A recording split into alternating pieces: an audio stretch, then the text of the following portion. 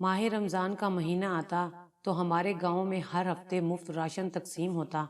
मेरी सास हर हफ्ते अनाज की पूरी बोरी लाती, दिन रात उस बोरी की रखवाली करती और किसी को हाथ तक ना लगाने देती।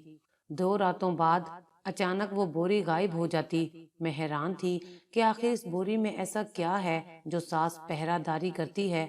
अगले हफ्ते सास बोरी लाई तो मैंने सास से छुपकर बोरी का मुंह खोला तो मेरे पैरों तले से जमीन निकल गई, क्योंकि उस बोरी में अनाज नहीं बल्कि अभी मेरी शादी को हुए कुछ ही अरसा गुजरा था। मेरी शादी मेरे माँ बाप ने अपने आबाई गांव में की थी कि हम शुरू से ही शहर में रहते थे। मेरे वालिद का मानना था कि गांव के लोग अब भी सच्चे और साफ दिल के मालिक होते हैं, जबकि शहर के लोगों के चेहरों पर कई नकाब होते हैं।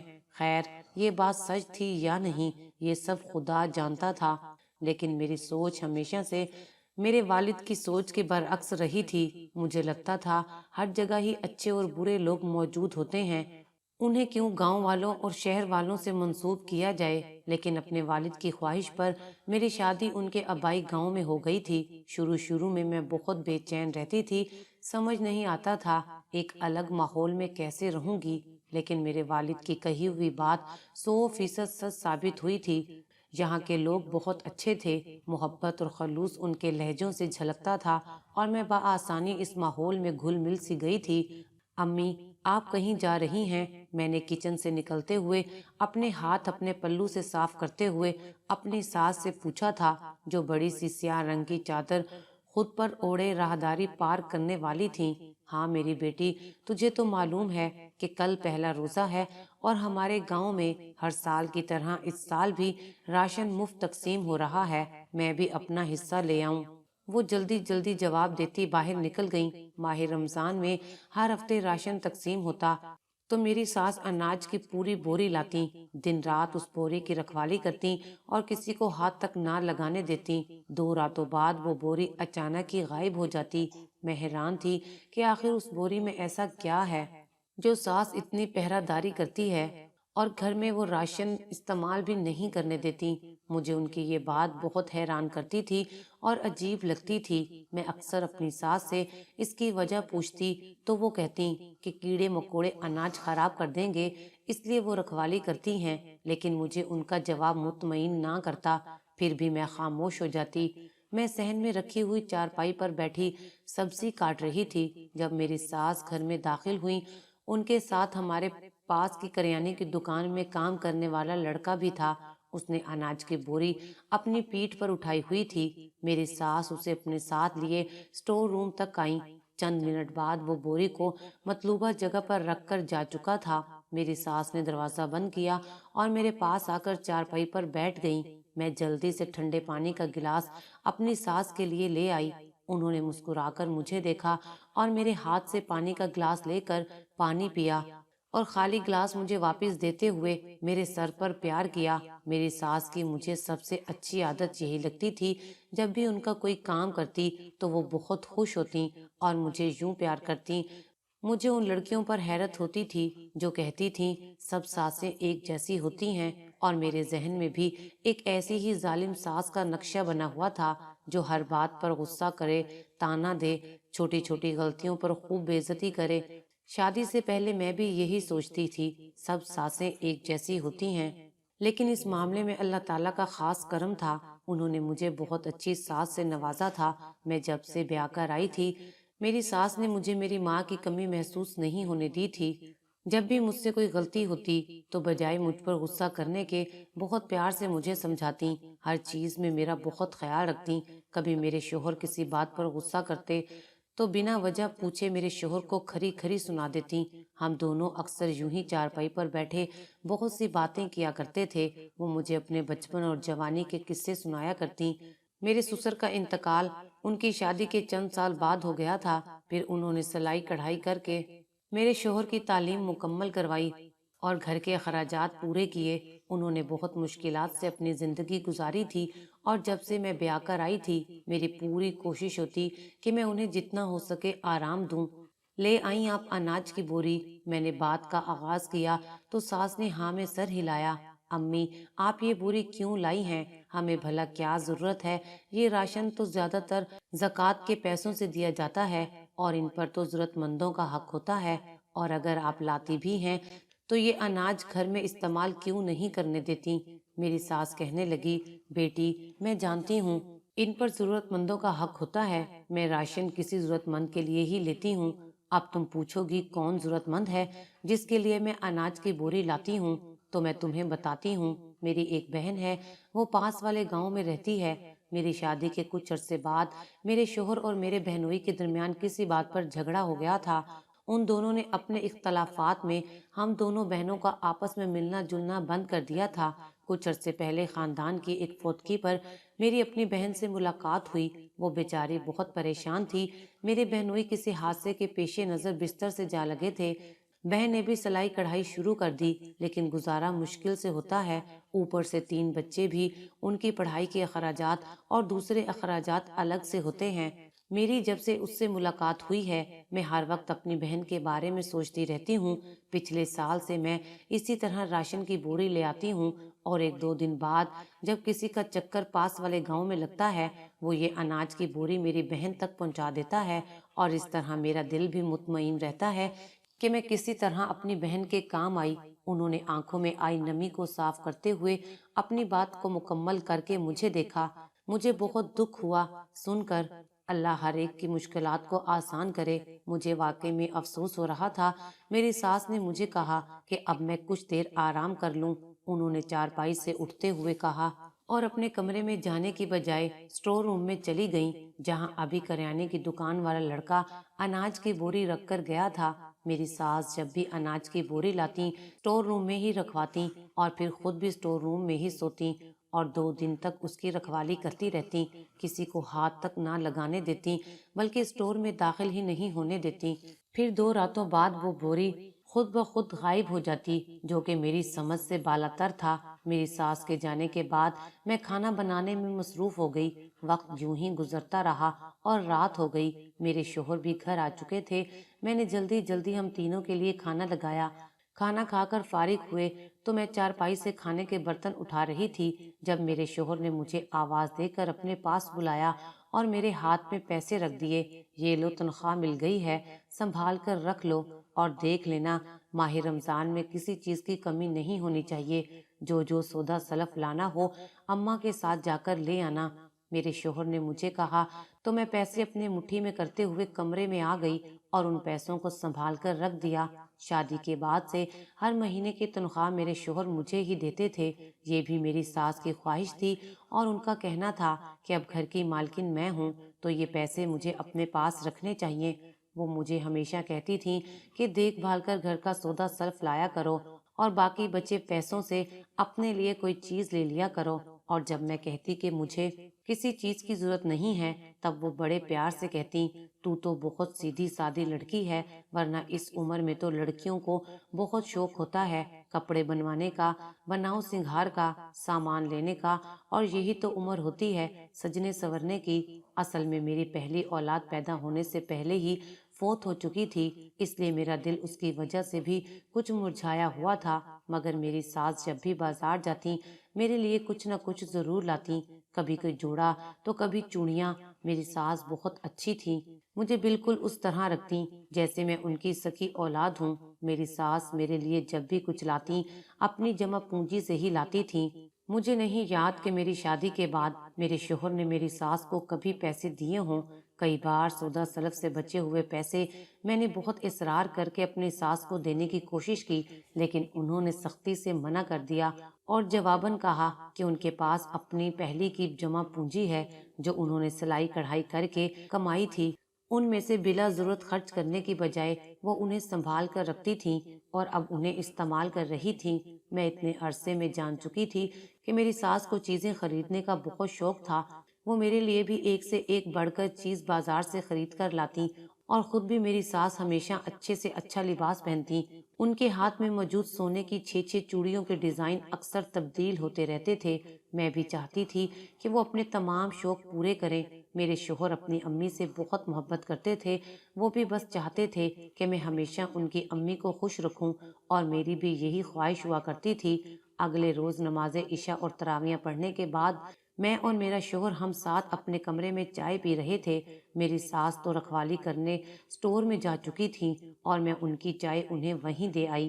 میرا ذہن بھٹکا ہوا واپس اس معاملے کے ارد گرد رقص کرنے لگا۔ جب بھی یہ اناج کی بوری گھر میں آتی میری عجیب سی کیفیت ہو جاتی تھی، ایسا لگتا جیسے کچھ غلط ہو رہا ہے۔ عجیب سی بے چینی مجھے اپنی لپیٹ میں لے لیتی تھی۔ لگتا تھا جو کچھ نظر آ رہا ہے ویسا کچھ نہیں ہے، اور جو کچھ ہے وہ سامنے ہو کر بھی ظاہر نہیں ہوتا۔ کچھ تو تھا جس سے میں انجان تھی۔ میں واپس اس معاملے کو سوچنے لگی۔ سنیے، آپ نے کبھی بتایا نہیں، آپ کی کوئی خالہ بھی ہیں؟ میں نے چائے پیتے ہوئے اپنے شوہر نوید سے پوچھا۔ ہاں، میری ایک تو خالہ ہے، لیکن خالو اور بابا کے درمیان کچھ اختلافات تھے جن کے باعث ہمارا ملنا جلنا نہیں تھا۔ اب تو ویسے وہ صحیح سے یاد بھی نہیں ہیں۔ میرے شوہر نے چائے پیتے ہوئے عام سے انداز میں جواب دیا۔ نہ جانے کیوں اپنی ساس کا جواب سن کر میرا دل مطمئن نہیں ہوا تھا۔ دماغ میں ان گنت سوال زیر گشت تھے۔ اگر میری ساس وہ بوری اپنی بہن کے پاس بھیجتی تھیں تو میں نے کبھی کسی کو وہ بوری لے جاتے ہوئے نہیں دیکھا تھا۔ اناج کی بوری کی بھی ایسی کیا رکھوالی کہ انسان دن رات اس کے پاس بیٹھا رہے۔ یوں ہی سوالوں کے صحرا میں بھٹکتے بھٹکتے پتہ ہی نہ چلا مجھے کب نیند آ گئی۔ رات کو جب آنکھ کھلی ابھی سحری بنانے کے وقت میں سے 2 گھنٹے پڑے تھے۔ میرا گلا خشک ہو رہا تھا، بہت پیاس لگ رہی تھی۔ پاس پڑا جگ دیکھا تو وہ خالی تھا۔ میں چادر کو پرے کرتی آرام سے اٹھی، کیونکہ میرے برابر میں میرے شوہر سوئے ہوئے تھے اور میں نہیں چاہتی تھی کہ ان کی نیند خراب ہو۔ آہستہ سے چپل پہنتے ہوئے کمرے سے باہر نکلی، کچن میں رکھے فریج سے پانی نکال کر پیا اور ایک بوتل فریج سے اپنے ساتھ کمرے میں لانے کے لیے نکال لی۔ میں کچن سے نکل کر اپنے کمرے میں جانے لگی۔ کچن سے کچھ فاصلے پر سٹور تھا۔ سٹور روم کے کمرے کے دروازے پر پہنچتے ہی مجھے ہلکی ہلکی بچوں کے رونے کی آوازیں آنے لگی۔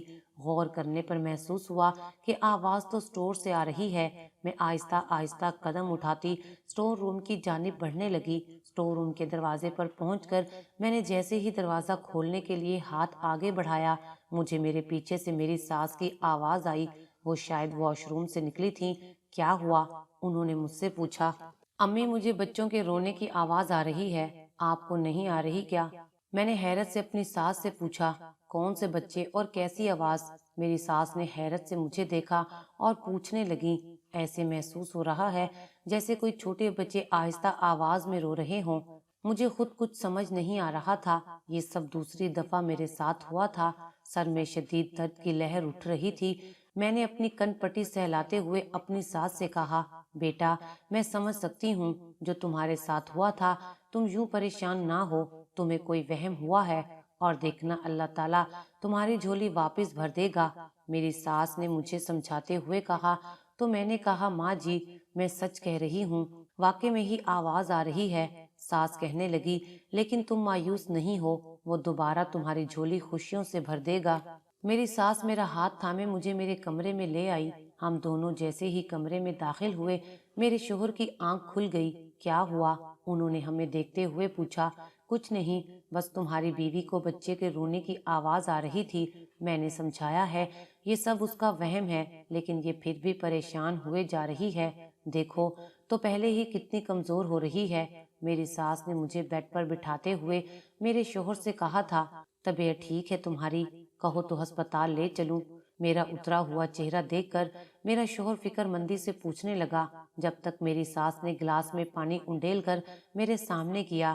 میں بنا کچھ کہے خاموشی سے پانی پینے لگی اور پھر خالی گلاس واپس ساس کو دے دیا۔ مجھے سونا ہے، میں نے خود پر چادر اوڑھتے ہوئے کہا اور آنکھیں بند کر کے لیٹ گئی۔ میری ساس کمرے سے جا چکی تھی، مگر میں اب بھی پریشان تھی۔ ابھی چند ماہ پہلے کی بات تھی کہ اللہ تعالیٰ نے ہمیں اپنی نعمت سے نوازنے کے لیے چنا تھا۔ میں بہت خوش تھی، اور خوش تو میرے شوہر اور ساس بھی بہت تھے۔ وہ مجھے کسی کام کو ہاتھ نہ لگانے دیتے، ان کا بس چلتا تو وہ مجھے زمین پر ہی قدم نہ رکھنے دیتے۔ ابھی کچھ ہی وقت گزرا تھا کہ خوشیاں ملنے سے پہلے ہی چھین لی گئیں۔ ہوا کچھ یوں تھا کہ ایک دن بہت تیز بارش ہو رہی تھی اور میں صحن میں سکھائے کپڑے اتارنا بھول گئی تھی۔ جلدی جلدی چلتی ہوئی کپڑے اتارنے آ رہی تھی کہ میرا پاؤں پھسل گیا اور میری گود بھرنے سے پہلے ہی اجڑ گئی اور اب اس حادثے کے بعد یہ دوسری بار ہوا تھا۔ مجھے بچے کے رونے کی آوازیں آ رہی تھیں۔ میری ساس اور میرے شوہر کو لگتا تھا یہ سب میرا وہم ہے، تبھی مجھے آوازیں سنائی دیتی ہیں۔ پچھلی بار تو میں نے یقین کر لیا کہ شاید یہ میرا وہم ہوگا، لیکن اس بار مجھے لگ رہا تھا یہ میرا وہم نہیں ہے۔ دل بے چین و پریشان تھا، ذہن مزید الجھتا جا رہا تھا۔ کیا سچ تھا کیا نہیں، کچھ سمجھ نہیں آ رہا تھا۔ رات ایسی گزری جیسے میں بستر پر نہیں کانٹوں کے اوپر سو رہی ہوں۔ کچھ دیر بعد سحری کا وقت ہوا تو میں نے اٹھ کر سب کے لیے سحری بنائی اور پھر نماز پڑھنے کے بعد صبح ہو گئی۔ اب میرا ذہن بھی رات کی نسبت کافی پرسکون تھا۔ میری ساس نے آج مجھے گھر کا کوئی کام نہیں کرنے دیا، خود سارے گھر کی صفائی کی اور پھر میرے سامنے ہی بیٹھی رہیں۔ اتنے میں محلے سے ایک بچہ میری ساس کو بلانے آ گیا۔ محلے میں کسی خاتون کا انتقال ہو گیا تھا اور میری ساس کو غسل دلانے کے لیے بلانے آئے تھے۔ میری ساس نے بہت منع کیا لیکن سب کے اصرار پر انہیں جانا پڑا۔ ان کا کہنا تھا وہ مجھے ابھی اکیلا چھوڑ کر نہیں جا سکتی کیونکہ میری طبیعت ٹھیک نہیں ہے۔ میں نے اپنی طرف سے انہیں مطمئن کر دیا، اب میں بالکل ٹھیک ہوں۔ ان کے جاتے ہی میرے دماغ میں ایک خیال آیا جس کے تحت میں اسٹور روم کے پاس آئی، لیکن دیکھا تو اسٹور پر تالا لگا ہوا تھا۔ مجھے کافی حیرت ہوئی، میرا شک یقین میں تبدیل ہونے لگا۔ سارا گھر چھان مارا، بڑی مشکل سے تالے کی چابی ملی۔ چابی لے کر میں نے جلدی سے تالا کھولا تو کمرے میں سامنے ہی ایک بوری رکھی ہوئی تھی۔ میں نے جیسے ہی بوری کا منہ کھولا تو میرے پیروں تلے سے زمین نکل گئی۔ میں سب کچھ دیکھ کر بھی جھٹلانے کی کوشش کرنے لگی۔ بوری میں 2 معصوم بچے تھے جو شاید اس وقت بے ہوش تھے۔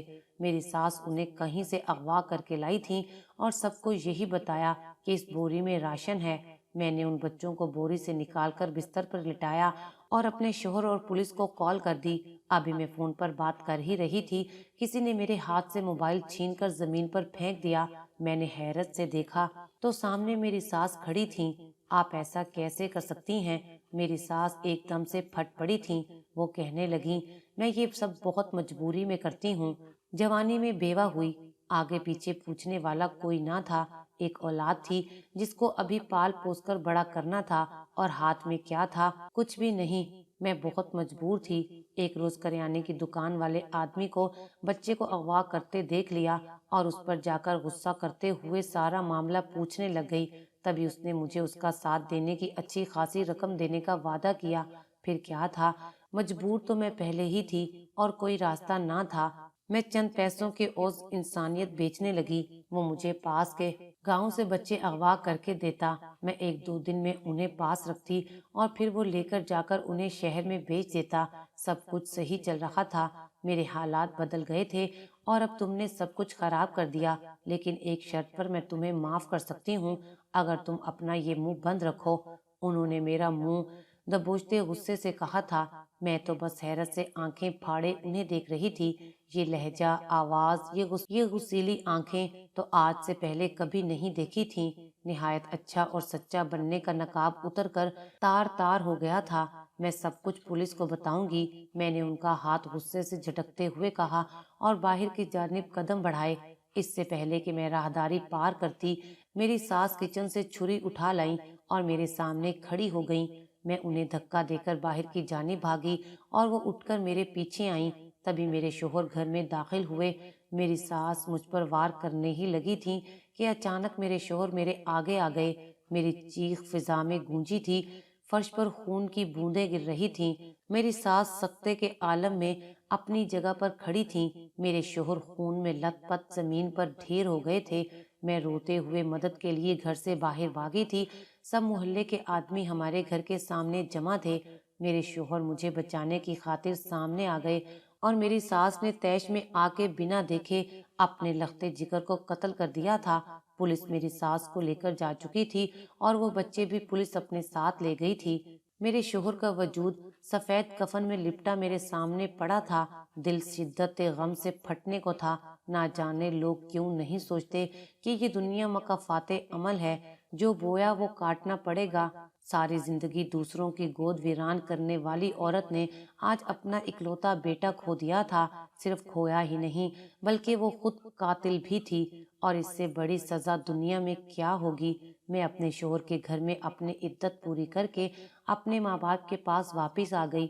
मेरी शादी मेरे वालिद ने हमारे हमसाए के लड़के से करवा दी, जो कि एक नेक इंसान और अच्छा शोहर साबित हुआ।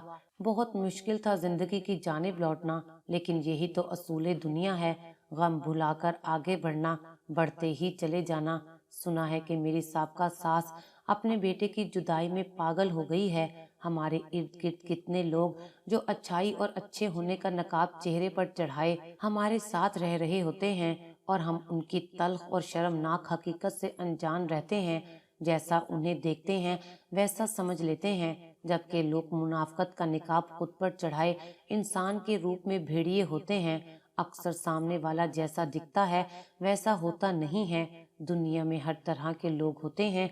ये दुनिया हमारी सोच से कहीं मुख्तलिफ है, इसीलिए हमेशा किसी पर अंधा एतमाद करने से पहले अपनी आंखें खुली रखें।